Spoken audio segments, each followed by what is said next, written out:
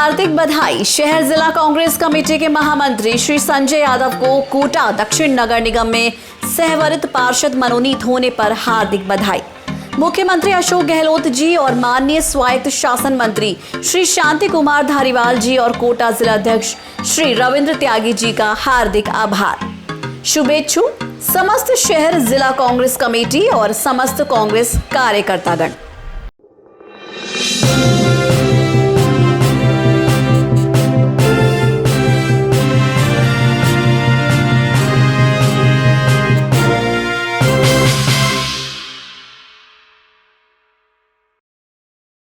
चीन ने बढ़ाई भारत की चिंता, भारतीयों को मिली यूएई जाने की अनुमति। ईरान ने भारत को भेजा दोस्ती का पैगाम। काबुल में तालिबान का अटैक, पाकिस्तान ने नहीं बनाया अल्लाह।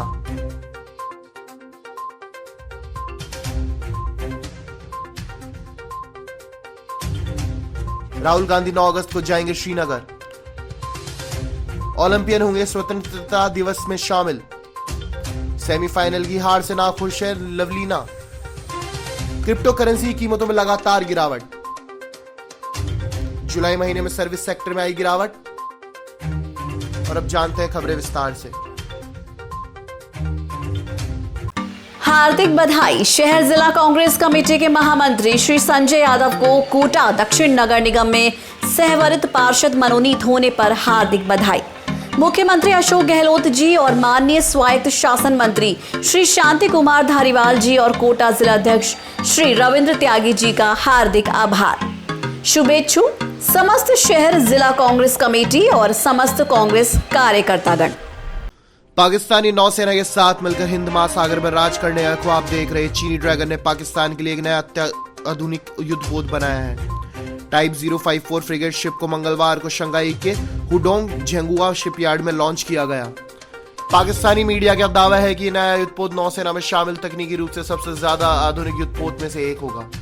इस युद्धपोत में अत्याधुनिक सरफेस, सब सरफेस और एंटी एयर हथियार लगे हुए हैं। इस युद्धपोत में इलेक्ट्रॉनिक वॉरफेयर, एयर और जमीनी निगरानी के लिए उपकरणों में सेंसर को लगाया जाएगा। इसके अलावा युद्धपोत में अत्याधुनिक युद्ध प्रबंधन सिस्टम लगा है, जिससे पाकिस्तानी नेवी की लड़ने की क्षमता कई गुना बढ़ जाएगी। भारत और नेपाल सहित 6 देशों के उन नागरिकों को 5 अगस्त से संयुक्त अरब अमीरात में प्रवेश की अनुमति दी जाएगी जिनके पास यूएई का रेजिडेंस परमिट है और पूरी तरह से वैक्सीन लगवा चुके हैं। अधिकारियों ने मंगलवार को घोषणा करते हुए कहा कि स्वास्थ्य कर्मियों के भी यूएई लौटने की इजाजत दी जाएगी। यूएई की राष्ट्रीय आपातकालीन संकट और आपदा प्रबंधन प्राधिकरण और जनरल सिविल एविएशन अथॉरिटी के निर्देश पाकिस्तान, श्रीलंका, नाइजीरिया और युगांडा के नागरिकों पर भी लागू होंगे।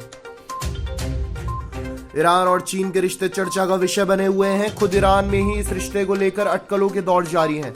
ऐसे में ईरान के पूर्व राष्ट्रपति महमूद अहमदीनेजाद ने चीन की तुलना में भारत के साथ बेहतर रिश्तों पर जोर दिया है। अहमदीनेजाद ने कहा कि भारत के साथ ईरान के संबंध चीन की तुलना में मजबूत हो सकते हैं, क्योंकि दोनों देशों में रिश्तों को बेहतर बनाने की काफी संभावनाएं मौजूद हैं। समाचार एजेंसी रॉयटर्स के मुताबिक अफगानिस्तान की राजधानी काबुल शहर के केंद्र में एक जबरदस्त धमाका हुआ। शहर के व्यस्त इलाके के जिस जगह पर यह धमाका हुआ वहां पास में ही कोई सरकारी इमारतें और विदेशी राजनयिकों की रिहायशी कॉलोनी थी। रॉयटर्स का रिपोर्ट के अनुसार राष्ट्रपति भवन के कई दूतावास और अंतर्राष्ट्रीय मीडिया संगठनों और सहायता एजेंसी के दफ्तर भी इसी इलाके में हैं। इस हमले की अभी तक किसी भी समूह की जिम्मेदारी नहीं ली है। दूसरी तरफ अफगानिस्तान के अलग अलग इलाकों में तालिबान और सरकारी सुरक्षा बलों के बीच संघर्ष तेज होने की भी रिपोर्ट मिल रही है।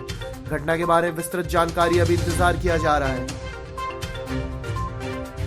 अफगानिस्तान के प्रथम उपराष्ट्रपति अमरुल्लाह सालेह काबुल में पाकिस्तान और तालिबान के विरोध में निकाले गए एक जुलूस में शामिल हुए और खुलेआम उनके विरोध के नारे लगाए। मंगलवार रात काबुल में देश में बढ़ती हिंसा के बीच तालिबान और पाकिस्तान के विरोध में काबुल में एक जुलूस निकाला गया था। अफगान उपराष्ट्रपति ने भी इसमें हिस्सा लिया और सड़क पर उतरकर अल्लाह अकबर के नारे लगाए और कहा, अल्लाह को पाकिस्तान नहीं बनाया।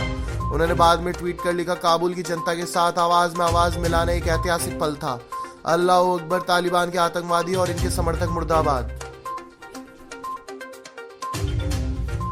कांग्रेस नेता राहुल गांधी 9 अगस्त को श्रीनगर जाएंगे। अनुच्छेद 370 हटने के बाद ये राहुल का जम्मू कश्मीर का पहला दौरा होगा। वह यहाँ पार्टी के कार्यकर्ताओं से मुलाकात कर सकते हैं। मोदी सरकार ने 2019 में जम्मू कश्मीर को विशेष राज्य का दर्जा देने वाले अनुच्छेद 370 को खत्म किया था।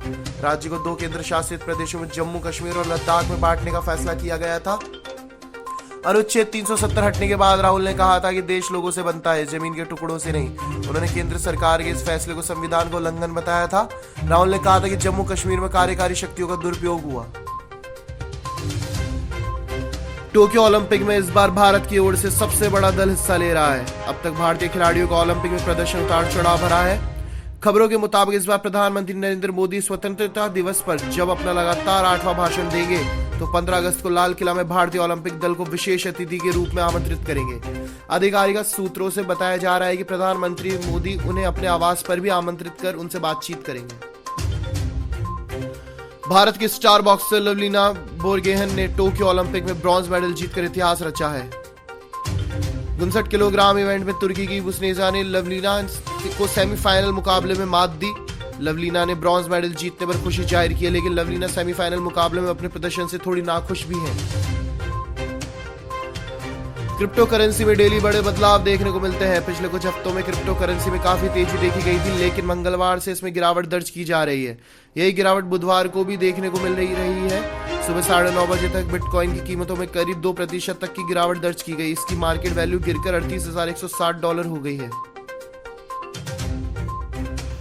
भारत के सेवा क्षेत्र में जुलाई में लगातार तीसरे महीने गिरावट आई है। ऐसा कोरोना वायरस महामारी के प्रकोप और स्थानीय प्रतिबंधों के कारण व्यावसायिक गतिविधियों, नए ऑर्डर और रोजगार में बड़े पैमाने पर कमी चलते हुआ। भारत सेवा कारोबार गतिविधि सूचांक जुलाई में 45.4 अंक रहा, जो जून में 41.2 अंक था। परचेजिंग मैनेजर इंडेक्स की भाषा में 50 से ऊपर अंक का मतलब गतिविधियों में विस्तार होता है, जबकि 50 से नीचे का अंक संकुचन को दर्शाता है। IHS मार्केट में अर्थशास्त्र के संयुक्त निदेशक पलियाना डी लीमा ने कहा कि इस समय कोविड-19 महामारी को लेकर बना माहौल सेवा क्षेत्र के प्रदर्शन पर भारी पड़ रहा है, जबकि यह क्षेत्र भारतीय अर्थव्यवस्था के लिए बेहद महत्वपूर्ण है। जुलाई के आंकड़े कुछ हद तक निराशाजनक रहे, हालांकि गिरावट की रफ्तार कुछ कम हुई है।